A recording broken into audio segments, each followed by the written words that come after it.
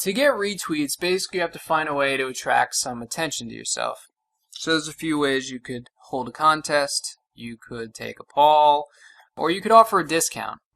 Hashtag event, hashtag winner, and hashtag offer tend to get the most retweets, those specific words. But offer it a few times throughout the day to make sure that your followers see it, because a lot of them are not going to see it the first time.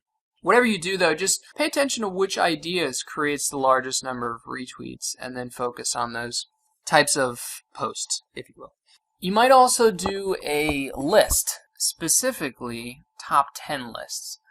Top 10 lists get several times more shares than any other top whatever number. Top 10 is number 1.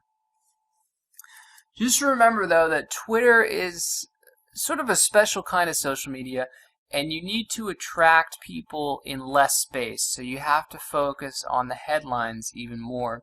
What I would do here to get some good ideas is go to Upworthy.com. Upworthy.com is the fastest growing website of all time, and they tend to use a two-phrase headline, and I'm going to steal this one from Wikipedia.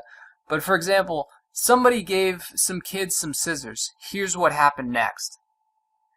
Some people call this link bait. To me, that's just good marketing. Twitter's only giving you 140 characters, so you have to make the most of it. So Upworthy.com is going to have great ideas for ways to craft your tweets. So let's say you come up with an idea for a tweet, and you're not sure whether it's going to be something that people will click on. And you can use this for whatever social media website you want, but it's particularly helpful for Twitter when basically what you're doing is writing headlines. You can go to this site, aminstitute.com/headline, and this is going to tell you the emotional marketing value of your headline. So it analyzes each word because certain words evoke certain emotions and are more likely to be clicked on, because people tend to read the news based on the types of emotions that the headlines of the articles elicit from them. And so you just take your headline or your headlines and you put them in the box there, and you pick a category, and then you just submit it for analysis. Once you've done that, you can see you're going to get a score from 0 to 100. Basically, you want anything over 30. If it's less than 30, you definitely want to change it up a little bit.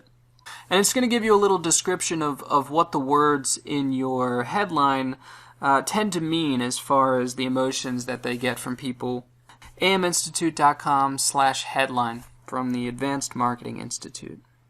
As far as tweeting and getting retweets, just ask a question. Ask your followers what they want to learn more about. And this will give you ideas for posts for your blog, or services they'd like you to offer, or something they'd like to see your company do.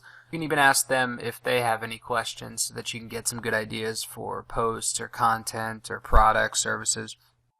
Twitter's great at building awareness and getting stuff out very quickly, but it tends to be one of the more passive forms of media. So I'd recommend bridging it with other types, and you can do that through YFrog. That's just YFROG.